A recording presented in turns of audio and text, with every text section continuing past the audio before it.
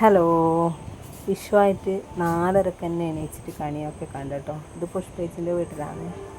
അവിടെ നിന്ന് കണിയും കണ്ട് ഞാൻ പുഷ്പേച്ചിൻ്റെ വീട്ടിലേക്ക് കണി കാണാൻ വേണ്ടി വന്നിരിക്കുകയാണ്. അപ്പോൾ നമ്മളെക്കാട്ടിലും നേരത്തെ മക്കളൊക്കെ എണീച്ചിട്ടുണ്ടായിരുന്നു. അവരാണ് ആദ്യം എഴുന്നേറ്റ് നമ്മളൊക്കെ വിളിച്ചുണർത്തത് കേട്ടോ. അപ്പോൾ കണിയൊക്കെ നിരത്തി വിളക്കൊക്കെ കത്തിച്ച് വെച്ചിട്ടുണ്ട്. അപ്പോൾ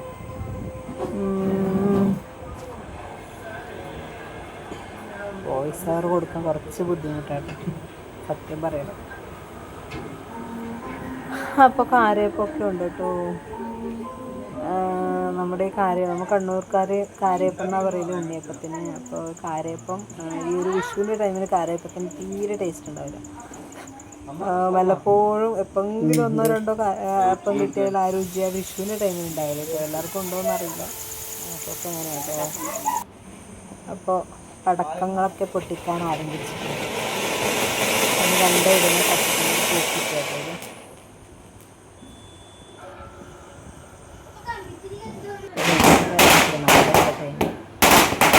എല്ലാവരും പടക്കം പൊട്ടിക്കാണ്.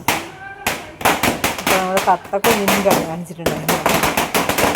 കൂട്ടിനടുത്തിട്ട് കണി കാണിച്ചിട്ടുണ്ടായിരുന്നു. നിങ്ങൾക്ക് അറിയാനില്ല. കണി കാണിച്ച് വന്ന് ഫുഡൊക്കെ കൊടുത്ത് കൂട്ടിലടച്ച് കത്തിയാണ്.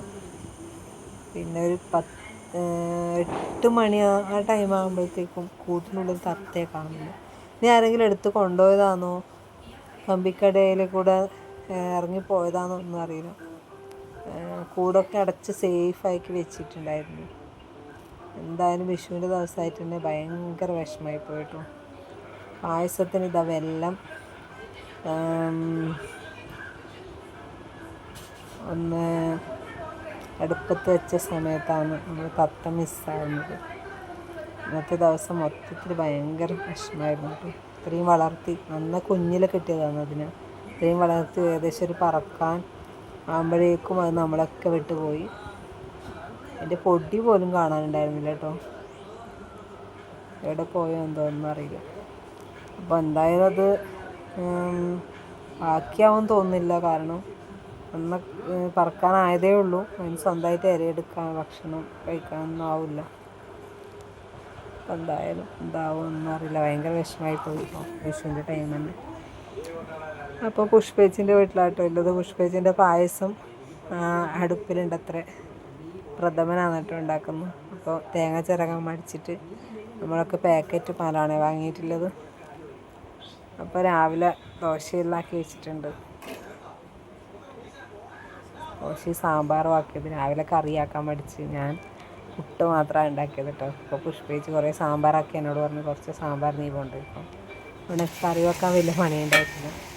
അപ്പോൾ വിഷുവായിട്ട് എല്ലാവരും സദ്യ ഉണ്ടാക്കാറ്. പക്ഷേ എളുപ്പം പണിക്ക് വേണ്ടിയിട്ട് നമ്മൾ ബിരിയാണി ആയിട്ടാണ് ഉണ്ടാക്കുന്നത്. പുഷ്പേച്ചിയും ബിരിയാണി തന്നെ ഉണ്ടാക്കുന്നു.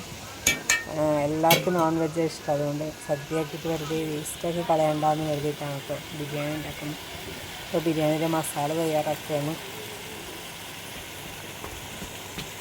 സലാഡൊക്കെ വെച്ച് ചിക്കൻ പൊരിക്കാണ് കാശ്. അപ്പോൾ നമ്മൾ മസാല ഏകദേശം റെഡി ആയിട്ടുണ്ട്. ചിക്കൻ പൊരിച്ചിട്ട് മസാലയിലേക്ക് എടുക്കണം.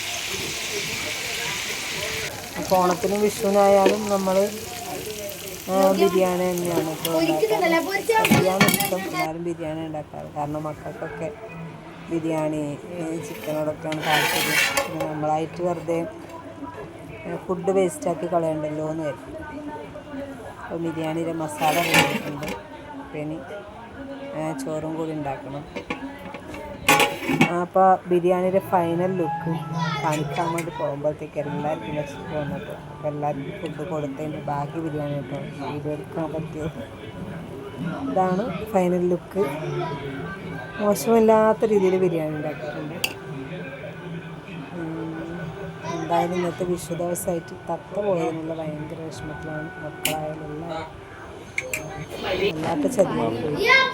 അപ്പോൾ എല്ലാവരും ഫുഡൊക്കെ കഴിച്ച് പുഷ്പേച്ചിലേക്ക് വന്നു. അവിടെ എല്ലാവരും വന്നിട്ടുണ്ട്. വൈകുന്നേരം